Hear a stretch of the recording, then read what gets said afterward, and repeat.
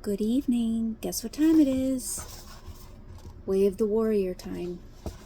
This lighting is so obnoxious. It's so bright, but I can't find any other lighting. For some reason, the electricity, if I put on a lamp, for some reason the lamp starts flickering. It's this lamp, it's the lamp in the other room too. The only light that I can utilize is the one that's built in, and these lights that are built into this travel trailer are so obnoxiously bright. I should just change out the light bulb, but I haven't bothered with it yet, but it's hurting my eyes already. But anyway, welcome back to the channel. My name is Julie. If it's your first time joining us or joining me, I am doing a book read right now on this book called The Way of the Warrior by Erwin, Raphael, McManus. And it's The Ancient Path to Inner Peace, and it's awesome. And this is what, episode 11, I believe? So we're about halfway through the book. Let me see. Yeah, we're pretty much halfway through the book. And I'm learning a lot. I hope you're learning a lot. And so last time we read about, let's see. I hope I didn't lose my spot. Oh, I didn't. Okay. So in our last read, we read about making the rain dance, and we read about mind of your own. No, sorry. We read about making the rain dance, and we read about captivating thoughts. So some of the things that I highlighted from our last read is that the perfect metaphor for perhaps the most difficult and critical discipline for the warrior is that your thoughts are like a rainstorm. They are both the single thought of who you are and an endless array of thoughts crashing against your soul. I thought that was pretty intense. It shouldn't be possible to lose yourself inside yourself, but I have become convinced that this is the only place where you can be truly lost. Yeah. The warrior knows that their imagination is not a place to escape, but to create. The warrior retreats into themselves not to hide from the world, but rather to prepare for it. There is no surer way to lose yourself than to spend your life thinking about yourself. To know yourself is to know the world. Unfortunately, many of us are not struggling with too many thoughts and ideas. We are suffering from a mental atrophy that is the result of apathy, uncertainty, or fear. One of the curious things I have learned about the brain is that it is essentially a lazy muscle. And that's why we are so teachable. Genius isn't about what you know. It's about your insatiable curiosity for the unknown. The mind of the warrior is postured in humility and textured with gratitude where it is most free. Your internal mindset designs your external world. Your internal mindset designs your external world. We don't simply find the world we are looking for, we create it. This is why the warrior must know their mind. Your mind is where your future is formed.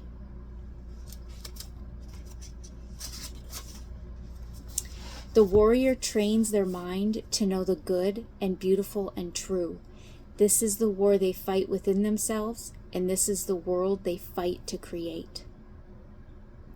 And last but not least, the process of taking every thought captive begins by identifying the source of your thoughts and the filter through which those thoughts are sent out or allowed in. So those are some highlighted areas in our last episode that jumped out at me. So tonight we're going to read about mind of your own, and we're going to read about a mind for the future. So let's see how far we get tonight. I like to keep my videos. Oh, you know what? We're going to finish code 3 tonight. We are. I'm sorry, code 4. We're going to finish code 4 tonight. So we have about 1, 2, 3, 4. We have about 5 pages. So we'll just see. I'll just finish it tonight. So it might run over 15 minutes. So you might want to go grab yourself something to drink or a snack or something. I made coffee. I had to. I love the taste of it, and I love warm beverages. They soothe me. Okay, so here we go. Mind of your own. We already know through our cognitive processes, such as selective sensory perception, that we are not aware of everything we see, that our brains filter out, without asking us permission, everything they assume is irrelevant only for survival. We see only what we need to see, except when we don't. There are those moments in which critical information has been filtered out because it was wrongly perceived as irrelevant. It's true. The same holds true with the thoughts that rise out of our subconscious into our conscious minds. Your mindset filters out information that disagrees with your view of reality. And if it doesn't filter it out, it distorts it to conform it to your view of reality. The thoughts that your mindset allows to move quickly through to your conscious mind are the ones that reaffirm already held beliefs and convictions. The same researchers who assess that we have up to 60,000 thoughts a day also assess that up to 80% of those thoughts can be negative and repetitive. That would mean that 48,000 negative thoughts come crashing into your brain every single day of your life. You may be aware of only half a dozen of them. Maybe that would be a great exercise in self-awareness. Take a moment and write down every negative thought that comes to your mind. Then write down every positive thought that holds your attention.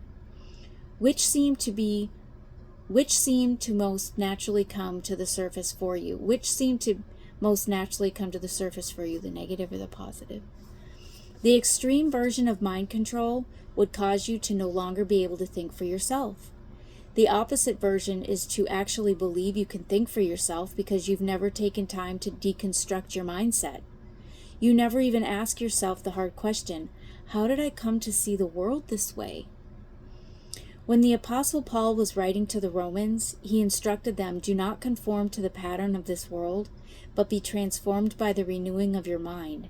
Then you will be able to test and approve what God's will is, his good, pleasing, and perfect will. This may be one of the most commonly referred to passages in the Bible, yet we rarely know how to apply it. What does it mean to conform to the pattern of this world? Far too often this was denigrated to moralizing over a person's actions, but that's not all that Paul was talking about.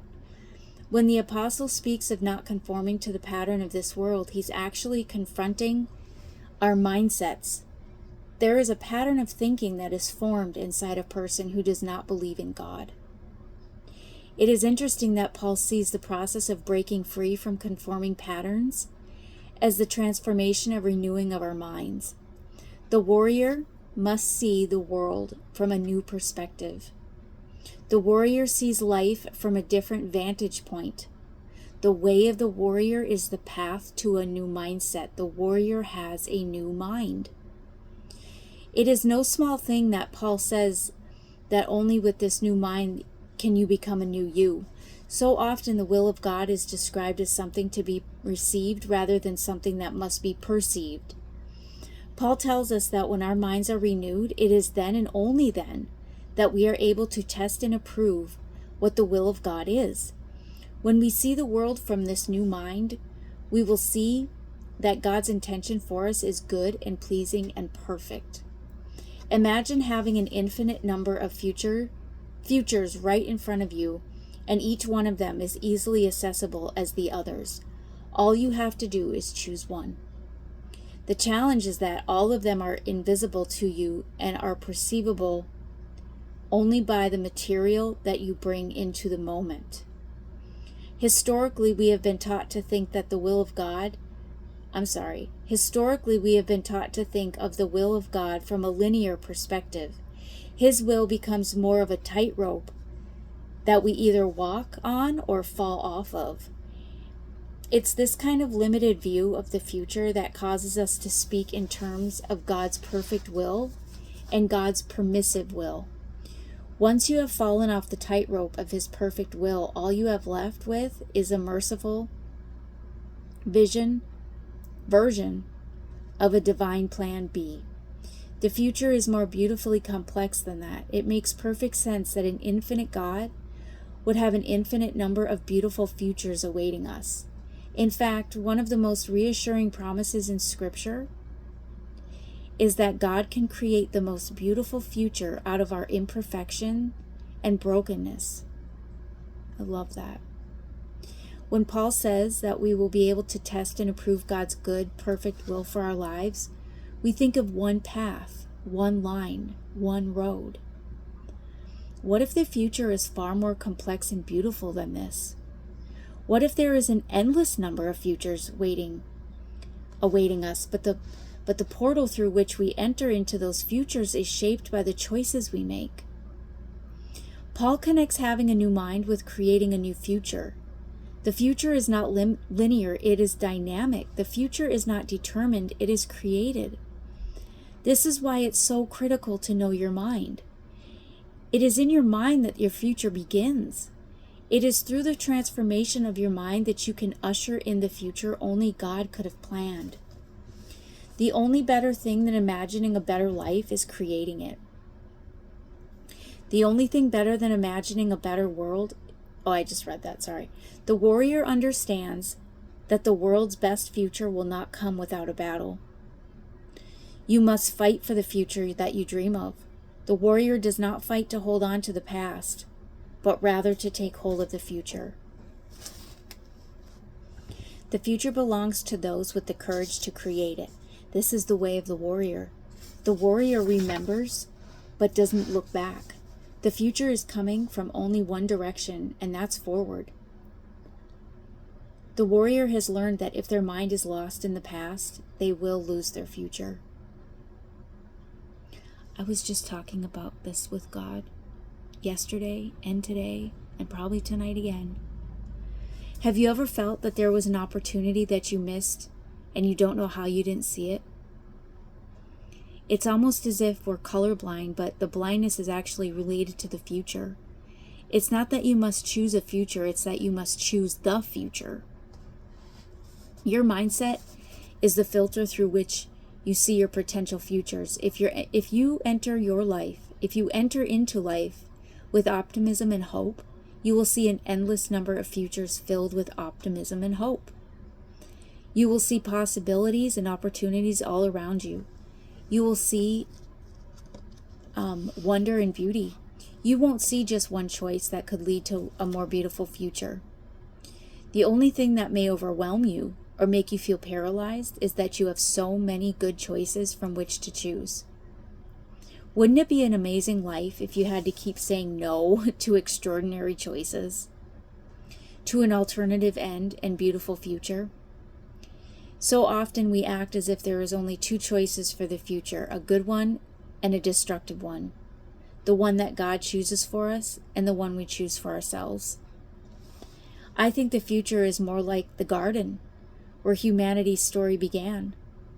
We tend to focus on the two trees, but the garden is full of trees. One of the first commands of the Bible was for Adam and Eve to eat freely. They were allowed to eat from the fruit of any tree in the garden except for one. Most of the time we act as if there's only one good choice and an endless number of choices that will destroy our lives. This is not how the story of the world began, and this is not how the story continues. When your mind is shaped by hope, you do not simply see two paths. You see an endless number of paths filled with opportunity, possibility, and beauty. However, if your mindset is shaped by cynicism,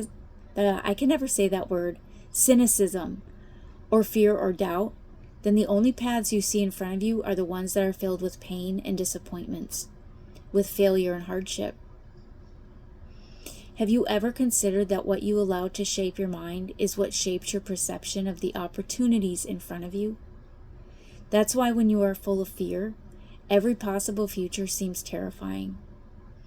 That's why when you carry inside your soul wounding and brokenness, every potential future is fraught with disappointment and betrayal.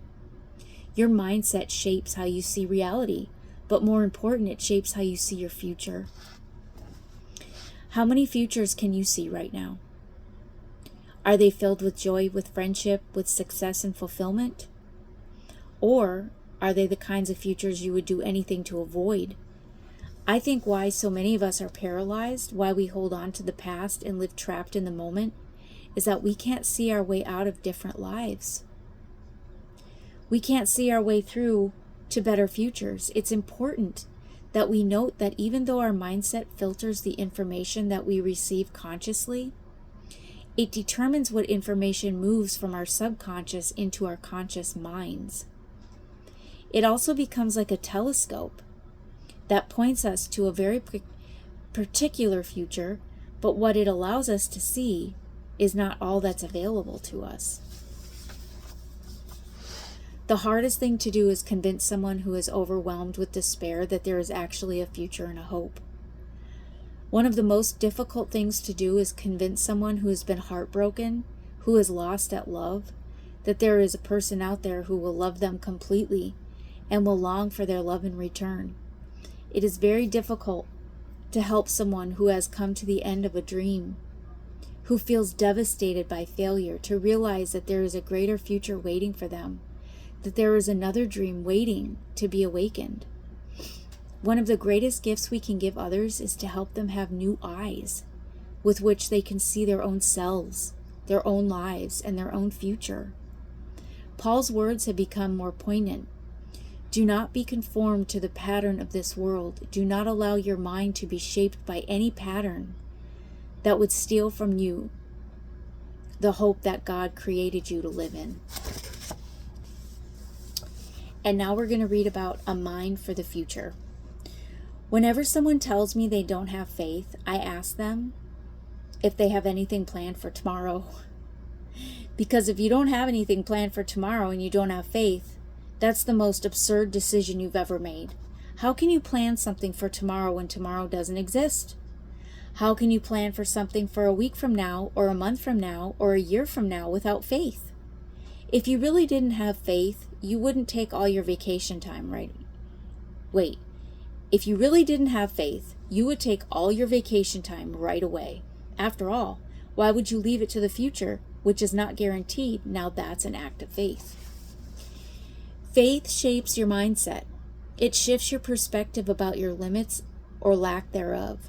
It's perplexing when someone puts their faith in something that seems absolutely absurd and then it comes to pass. I remember watching Super Bowl, I don't know how to say these. It's the L and the I, so I don't know what number Super Bowl that is. Super Bowl LI, whatever. At one stage in the game, the New England Patriots, my son would get to me on this one because he's a Patriots fan.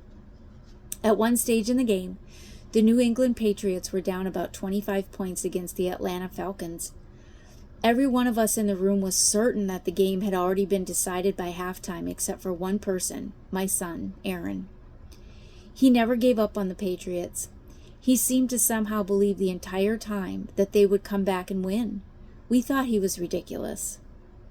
Over time, though, you could just feel the entire emotion of the room shift as quarterback Tom Brady kept leading one successful drive after another.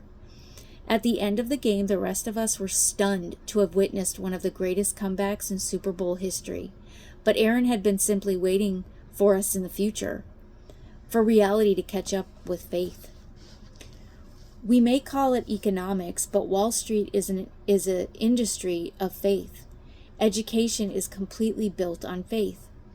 We pour into the lives of an emerging generation believing that if they are well taught, they will create a better world. Imagine how it would shift your perspective of the future if you actually began to live by faith, if you allowed faith to shape your mindset. This would radically change the way you would see every circumstance in your life. Even in the most difficult and painful times, you would see every moment as a promise that God would meet you there. You would never see anything in life as a dead end, because you'd know that God would always guide you to a way through. Faith changes our perceptions of the future. Faith always sees a way. In Hebrews, we are told that faith is the substance of things unseen and the assurance of things hoped for. I don't know about you, but I have found it's much easier to have confidence in things Okay, I'm totally hamming up this sentence. I don't know about you, but I have found it's much easier to have confidence in things I have rather than the things I hope for. Oh, it's a shadow. I thought I had something on my glasses.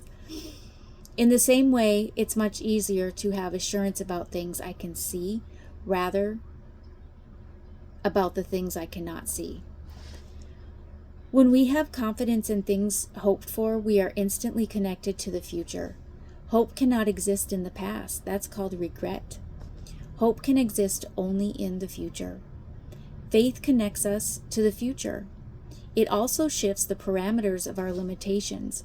When we have assurance in things seen, we are limited by what we have, by what we know, by what we can prove. When we have assurance in things not seen, we now add to our resources everything that exists in the realm of mystery, uncertainty, and endless possibilities.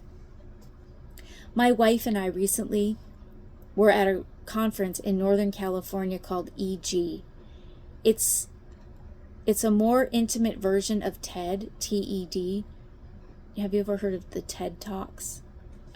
The TED Talks, I'm pretty sure that's what he's talking about.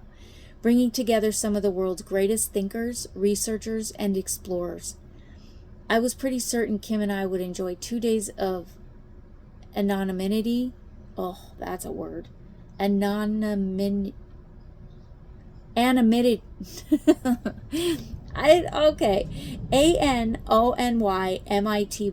Can't pronounce it, won't even try it anymore. But within the past few hours, someone recognized me as the pastor of Mosaic and impressed me with a question about the absurdity of faith. The query was very specific. So you believe that God made the sun stand still? A small crowd had gathered. Before I could even answer the initial question specifically, there came a follow-up one. There are people who believe the sun stood still and people who do not believe the sun stood still. What would you say would be the